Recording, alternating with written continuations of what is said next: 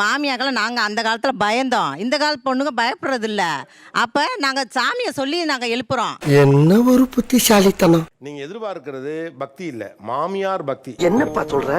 எனக்கு எது ஃப்ரீ டைமோ அதுதான் வந்து எனக்கான நல்ல நேரம்னு வச்சுக்கோங்களேன் அவங்க பாஷையில. அப்படி இருக்கும்போது நான் நான்வெஜ் வந்து நைட் எனக்கு இப்போ எடுத்து சாப்பிடணும்னு தோணுச்சுன்னா அது வெள்ளிக்கிழமையா சனிக்கிழமையான்றதே எனக்கு தெரியாது, எடுத்து சாப்பிட்டுருவேன். நீ என்ன சொல்ற?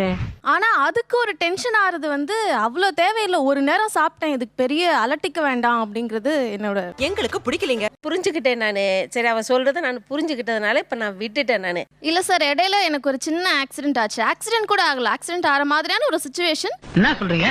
அவங்க என் ஹஸ்பண்ட் வந்து அவங்க அம்மா கிட்ட சொன்னாங்க. அவங்க உடனே எனக்கு ஃபோன் பண்ணி என்னம்மா என்ன ஆச்சு, இதுக்கு தாம்மா சொல்றேன் வெள்ளிக்கிழமை ஒரு விளக்கேத்துமா அப்படின்னு சொல்றாங்க. சார் அது அப்படியே காலங்காலமா அப்படியே தானே வச்சுட்டோம்ல சார். நம்ம இப்போ அக்கறையில சொல்றவங்க என்ன சொல்லணும்னா, கவனமா போயிருக்கலாம்லமா, மெதுவா போயிருக்கலாம்ல, கொஞ்சம் சீக்கிரம் கிளம்பி இருக்கலாம்ல, ஏன் அவ்வளவு ஸ்பீடா போற, இதெல்லாம் வந்து நமக்கு அக்கறையில வரக்கூடிய வார்த்தைகளா இருக்கு. நீ விளக்கேத்தல, நான் தான் சொல்றேன்ல வெள்ளி செவ்வாய் விளக்கேத்துன்னு.